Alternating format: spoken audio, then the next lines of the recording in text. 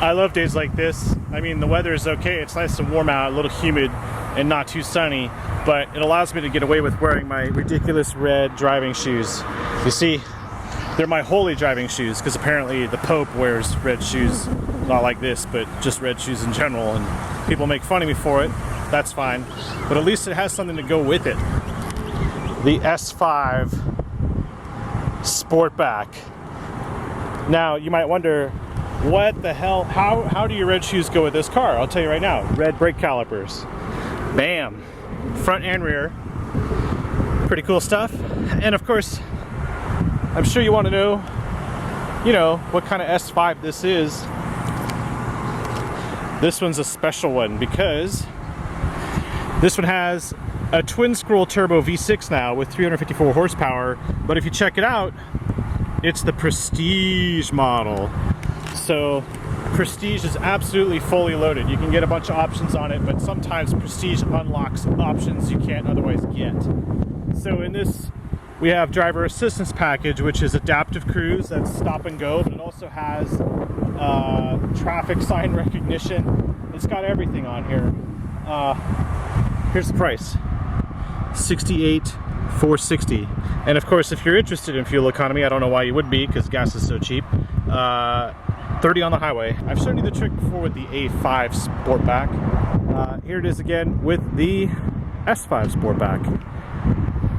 Of course, the trunk is massive, has a huge opening, and the seats do fold down. We have hard covers here, not some cheap roller plasticky stuff. And of course, we have a button here to close it, and if you hit the lock button, it'll actually close and lock. Or you could just hit and hold down the trunk button and it actually closes. I like that better. You have to be within a certain distance for that. Also, if you just walk up to the trunk while you have the key and just kick under the bumper, it'll open as well. And another trick, just in case you don't feel like holding down a button, you can walk up to it with the key, kick, and it actually closes on its own. I'm not even holding the button. Okay, so if you're as excited as I am about the A5 and the S5 Sportbacks, this one in particular, I drove it around the block first, put some fuel in it, and holy crap. So let me start it up.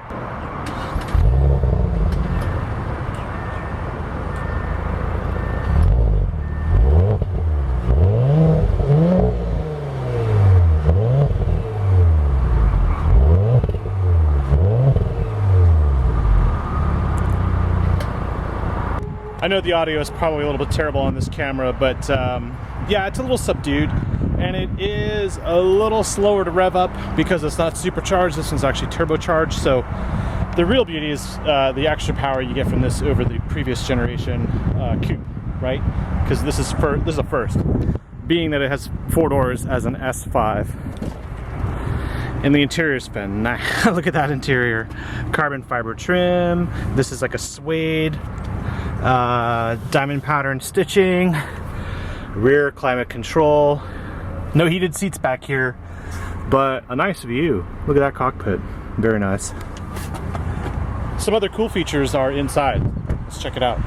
Now right off the bat, I can tell you we have virtual cockpit, and you can go through the different settings here. You can see the computer on the left, actually Google Earth, and then if we go to map, you can see I have Google Earth here as well.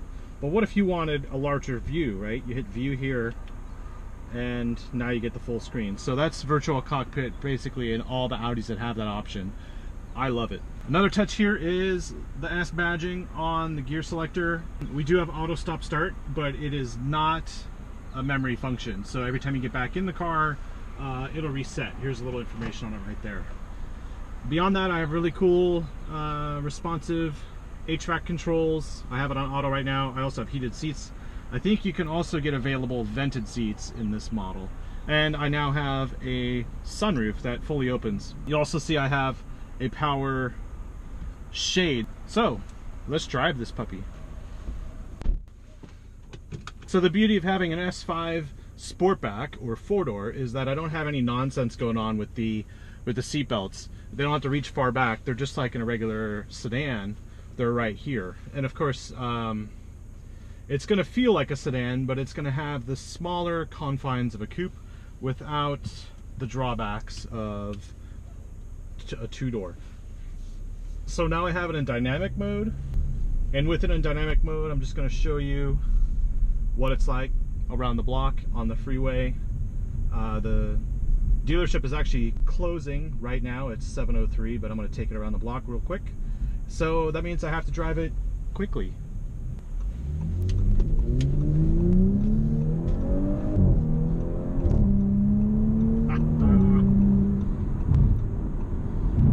This car is phenomenal. It just holds the road and grips like nothing I've ever driven before in the Audi lineup. And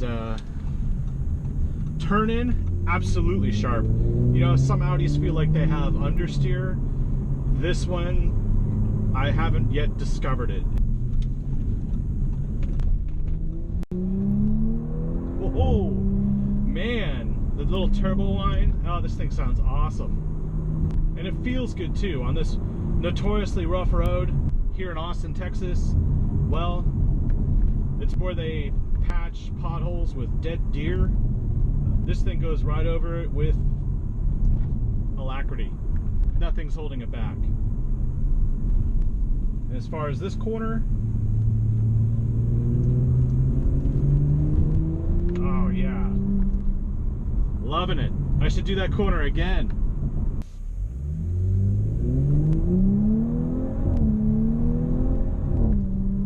Now on this rough road, it does have an adaptable suspension that's available, but right now I'll tell you it's very compliant. And because I have Quattro, woo, I can actually power out of situations like that. All-wheel drive, once you get used to it, there's no going back.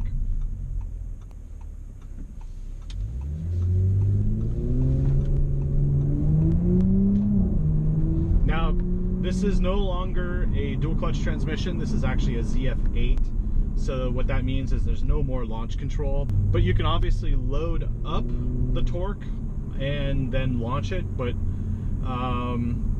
some people advise it, others don't. This is new, so I'm not gonna do it because it's not my car, but you could if you wanted to, if it was yours. Of course, because I have Drive Select in here, I can dial in the weight of the steering and the responsiveness of the vehicle itself. I think I'll just keep it in dynamic because, well, this is what I feel like doing right now. Of course, that's the best part about most of the Audis. They're very adaptable.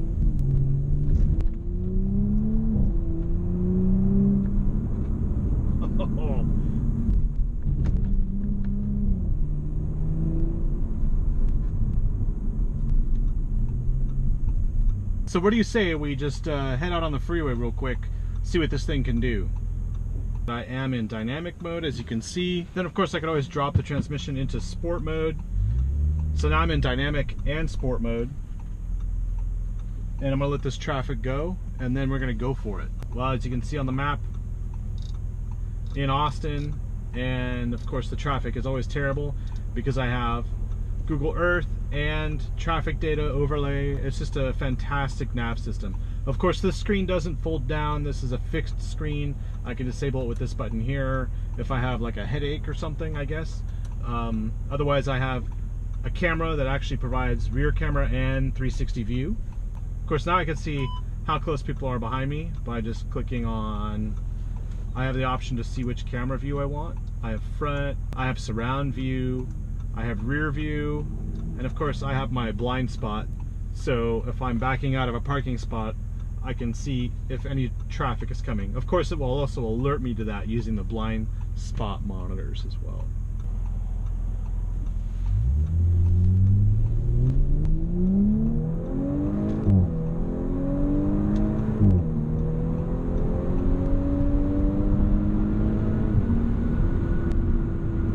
Very subtle. It's very subtle when it accelerates. It's not as brutal, but it's definitely faster. It's kind of like they're really pushing the boundaries here. And I know that when they brought this car to market, it was delayed for a few years because they were trying to bring a new way of producing extruded aluminum into their strut towers and things like that. But I think it's paid off. for those of you coming out of an existing S5, maybe the RS5 with the V8 or the older S5 with the V8, this will feel a little bit more subdued, I think. But of course, this is also a 4-door, and I'm not sure of the weight difference between the coupe and the 4-door at this point, but I am glad they do have a Sportback version of the S5. I think it's still going to be one hot item, and for some people it may take time. For me, it's love at first sight. And don't forget, because this is a Prestige, it has really cool lighting inside at night. I also have LED headlights and LED taillights. This thing's just totally loaded. So if you're into tech and you own an S5, this is definitely an upgrade, especially from the tech perspective. Of course, you might be saying, well, I would never leave my supercharged or my manual, and I completely understand that.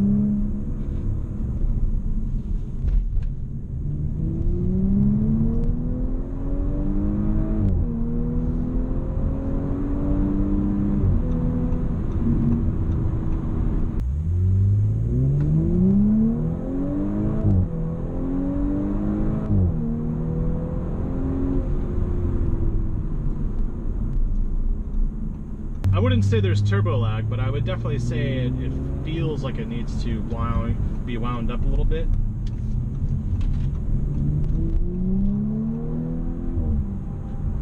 Unfortunately though, a car this quick, sometimes you can't even open it up in town.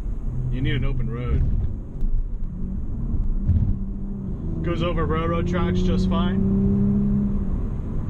Well, thank you for watching. I definitely want to thank Audi of South Austin for letting me take the S5 Sportback around the block alone. Very cool place, very cool people. And thank you, you guys are cool people as well. Thanks for watching my video. Thanks for liking it. Give that little thumbs up, a little hit. And also for my subscribers, thank you very much. Especially you, Dave, and Neil, and Nick, and well, you know who you are. All of you, thank you for watching. So let me know what you think. I wouldn't hesitate. I think, you know, with all the tech and the layout, it's definitely very different from the S5 of yore, and I think yeah, I think it's a new thing and it's gonna be great. So definitely let me know. Leave a comment below. Oh, I forgot to show you, I have heads up. There you'll see here, reflecting off that Audi there. It's actually reflecting off the glass, right? It's the heads up, which shows the speed limit and the speed. There you go. And the thing is, the way it's projecting, it projects about 6 feet out, or just over the hood. As you can see, it looks like it's just hovering over the end of the car there. And that's because of the way the eye adjusts. So what they did was they purposely made it look like it's further out so that your eyes don't have to strain to look between the HUD and the road. It's really cool, little touches like that. And also a little fun fact is that when you get heads-up display, the windshield is a little bit thicker at the bottom so that it helps with the refraction of the light. A lot of little things. There are a lot of little details, especially when you get to the Prestige level. This has everything: Bang & Olufsen, heads-up display, adaptive cruise, and I wish it was darker so I can show you what the lights look like inside. Right now it's just too bright. But maybe someone someday will put a YouTube video up of what the S5 Sportback is like at night. Thanks for watching.